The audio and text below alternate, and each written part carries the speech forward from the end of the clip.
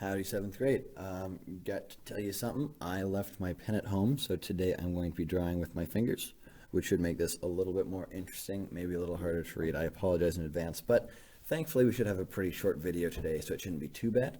And we're talking about how to change formulas. So we're going to be changing formulas today. And another way to put this is going to be solving for a variable. Yeah, I'm going to write in real big today. That's okay. So we're going to learn how to solve for a variable. I want to talk a little bit about what that means. And we're going to do some examples. Again, shouldn't be too long. We should be pretty good to go. So if we're solving for a variable, that means our goal is always going to be to get the variable alone.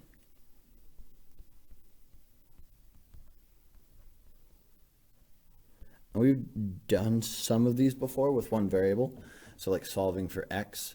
So kind of as review, we're going to solve for x, and what that means is we are going to want to get x by itself. So again, anytime we see the word solve, that means our goal is to get the variable alone.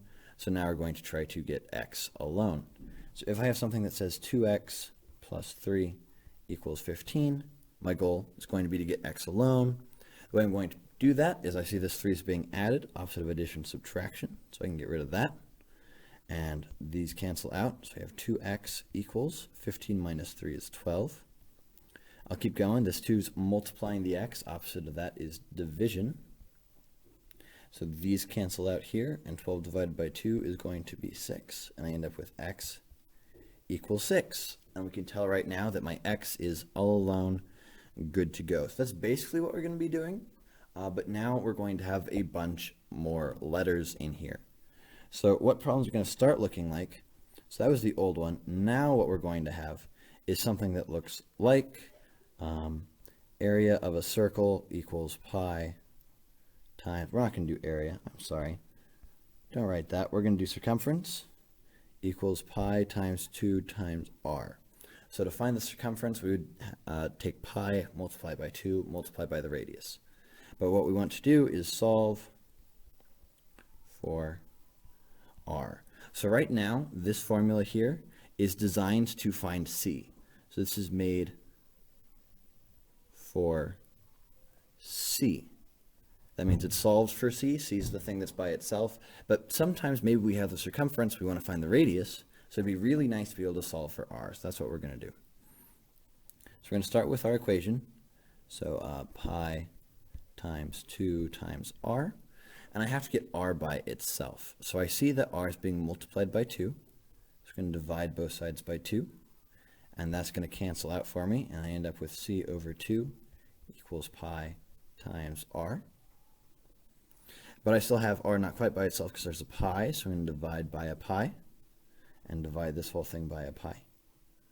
And when I do that, these will cancel. I'll end up with c over 2 pi equals r. And just like that, I have solved for r, and we are all done. So that's pretty much what all these problems are going to look like, is we are going to be solving for variables when there are other variables around. One of my personal favorite examples of this has to do with physics. I love me some physics. So for this one, we're going to say that distance is equal to velocity times time. So distance equals velocity times time.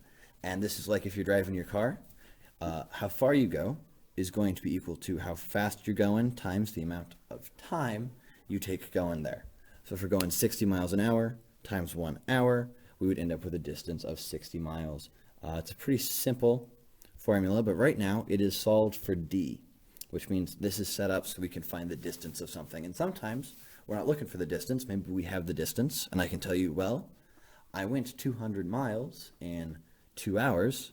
How fast was I going? And to do that, we would want to solve for how fast we're going, which would be v. So I'm going to say solve for v. And when you hear that, I want the first thing you think to be get v by itself. So to do that, we have d equals v times t. If I want to get v by itself, right now it's being multiplied by t, so I divide by t. If I do it to one side, I do it to the other. These cancel out, and end up with d over t equals v. And we are done. And I want to do one more kind of hard one, and then I will let you guys be.